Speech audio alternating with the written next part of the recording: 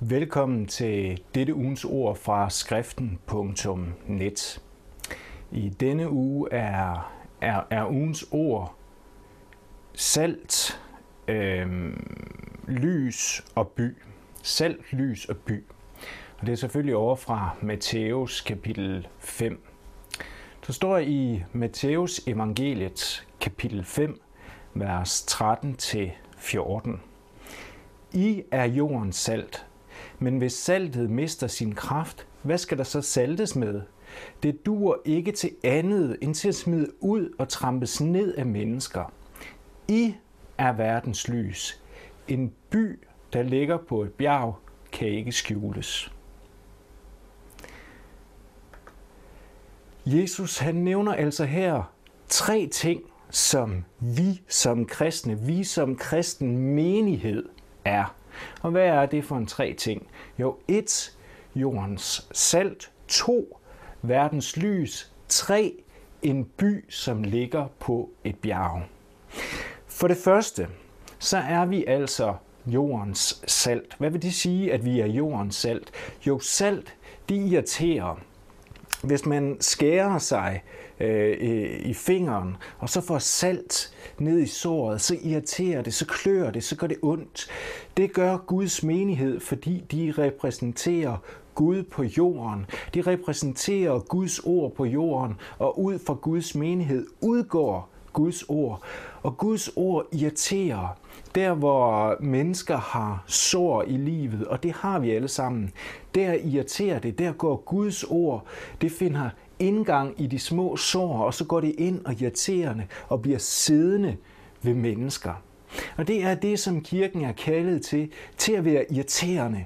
Du er kaldet til at være irriterende, så fremt du er i Guds menighed på jorden. Selvfølgelig ikke irriterende i dig selv, men irriterende, fordi du forkynder og prædiker Guds ord og er ambassadør for ham på den her jord.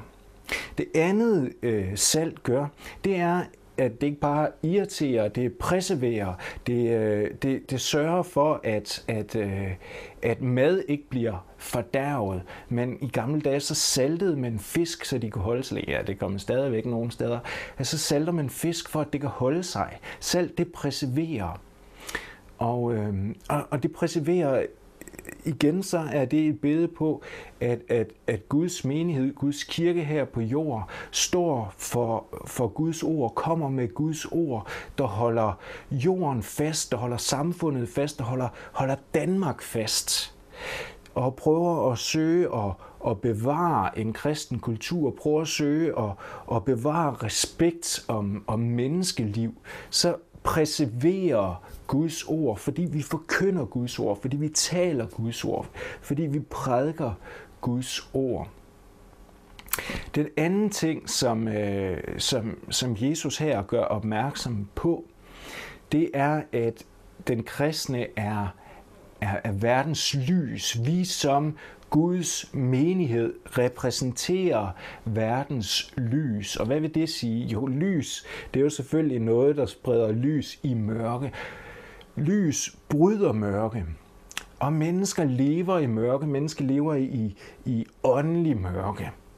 Og mennesker lever i et mørke, hvor de måske ikke helt har overskud til at rumme deres eget liv, fordi der er så meget smerte, der er så meget sorg i verden.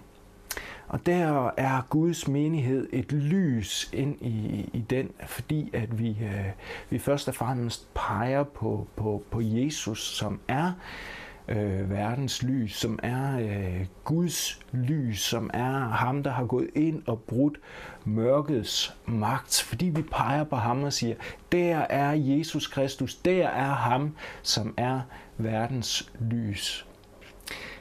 Men også fordi, at Guds menighed elsker hinanden, og sådan skal det være, at Guds menighed vil hinanden, kommer sammen, elsker hinanden, er sammen om Jesus og med hinanden. Jesus han siger over i Johannes 13:35, deraf kan alle vide, at I er mine disciple, om I har kærlighed til hinanden. Om I har kærlighed til hinanden. Sådan må Guds menighed være. Det er et sted, hvor alle kan se, at vi er Jesu disciple, fordi vi har kærlighed, fordi der er en særlig kærlighed i Guds menighed, fordi vi elsker hinanden, fordi vi vil hinanden, fordi vi bruger tid på hinanden, fordi vi har omsorg for hinanden, fordi vi taler med hinanden, både om de ting, som er glædeligt og opmuntrende for os, men også de ting, som er hårde og barske, og hvor vi hjælper hinanden til at bære hinandens byrder. Der blev sagt om de første kristne sådan,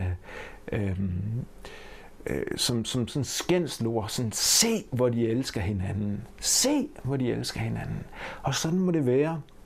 Det var et skændselsord her, fordi at puha, se det er en flok, nærmest en flok hippier, der bare sidder sammen og elsker hinanden og holder i hånd.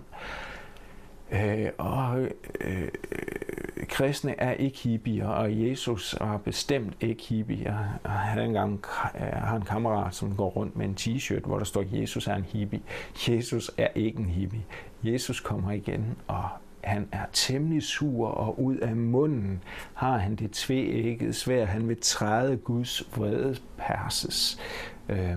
Så blodet sprøjter op på ham. Prøv at læse Bibelen. Jesus er ikke en hippie. Men pointen her er, at der er kærlighed. At Guds menighed er verdens lys, fordi der er kærlighed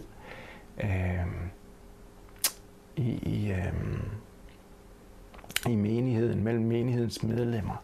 Og læg også mærke til, at der ikke står, at vi fortæller om verdens lys, eller vi repræsenterer verdens lys, eller vi er med til at sprede verdens lys. Det er også alle sammen rigtigt nok, men Jesus siger, I er verdens lys. Vi er verdens lys. Hans menighed er verdens lys. For der, hvor Guds menighed er til stede, der er Jesus til stede midt imellem os. Den sidste ting, Jesus han siger her, det er, at vi er en by. En by, der ligger på et bjerg, og en by, der ligger på et bjerg, kan ikke skjules. Guds menighed er en by, der ligger på et bjerg. Guds menighed er et fyrtårn. Guds menighed er noget, der skal kunne ses fra lang afstand, ligesom en by, der ligger på et bjerg. Så skal Guds menighed kunne ses på lang afstand. At her er der noget godt. Her er Guds menighed. Her samles mennesker i Jesu Kristi navn. Og sådan er det jo i nogle kirker, at der kan man ikke se, det er en menighed. Der foregår der alt muligt i menigheden med filmaftener og foredrag og sådan noget. Men forkyndelsen af Guds ord, samværet med og om Jesus Kristus, er slet ikke til stede. Hvorfor? Fordi det ikke er en menighed. Det har bare navn af at være en menighed. Nej, en sand Kristi menighed, det er en by, der ligger på et bjerg, en by, der kan ses på lang afstand, fordi det ligger på et bjerg. At folk kan se, her er der noget særligt. Det er sådan i Bibelen, at bjerge ofte er en beskrivelse for mange af de gange i Bibelen, hvor der kommer åbenbaringer. Det sker på bjerge. Prøv at lave et studie over de bjerge, der er i Bibelen. Et bjerg er et åbenbaringssted, og derfor er Guds menighed også et åbenbaringssted, for det er der, hvor at vi holder Bibelen højt. Vi hæver Bibelen som øverste autoritet for liv og for lære. Det er et åbenbaringssted, hvor Gud han åbenbarer sig i menigheden, til alle, der kommer ind i menigheden. Hvor at vi forkynder Guds ord, hvor vi lader det give frit løb. Både af forkyndelsen og udlægning af bibelteksterne ved Helligånden og igennem de salmer og sange, som vi synger. Sidst men ikke mindst, så er en by, der ligger på et bjerg, det er et tilflugtssted. En by, der ligger på et bjerg, er et godt sted at forsvare sig. Det er derfor alle de store borge og byer og så videre, for at lægge det strategisk godt, så lå man det på et bjerg, for her kan man forsvare sig. En by, der ligger på et bjerg, er et tilflugtssted.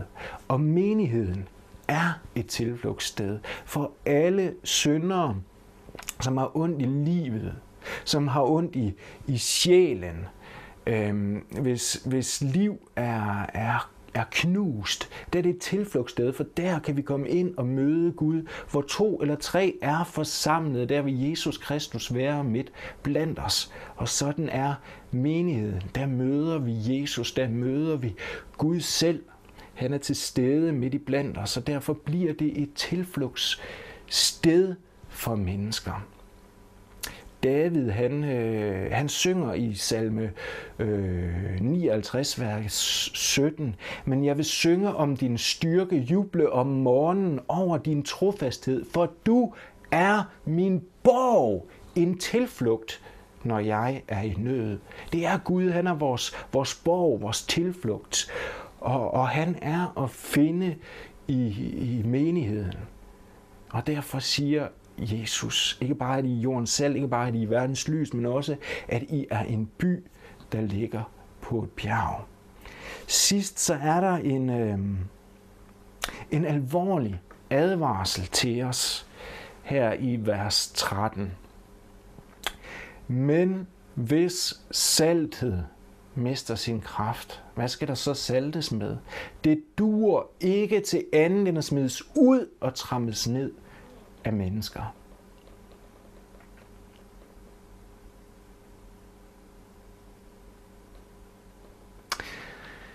Hvis du er i en menighed, som ikke er irriterende, hvor mennesker ikke bliver irriteret af din menighed og den forkyndelse, der udgår fra din menighed. Hvis du er i en menighed, hvor folk ikke bliver bevaret ind i et tæt forhold med Jesus Kristus, hvor præsten, hvor hyrden oplærer jer ved Jesu ord og i Jesu ånd til tættere og tættere forhold, så du bliver bevaret inde ved ham. Hvis du ikke er i en menighed, der er sådan, der ikke irriterer, der ikke perseverer, så har den menighed, du er i, den har mistet sin kraft. Og hvis saltet mister sin kraft, så duer det ikke til andet end til at blive smidt ud og trampet ned af mennesker. Det er alvorlige ord. Hvis du er i sådan en menighed, så kom ud. Så find en sand Guds menighed. For den menighed, du er i, den har mistet sin kraft, den har mistet sin autoritet, den har mistet saltet. Og så er der kun én ting i vente for den menighed. At blive trampet ned af mennesker. Dette var ugens ord fra skriften.net. Gud velsigne jer.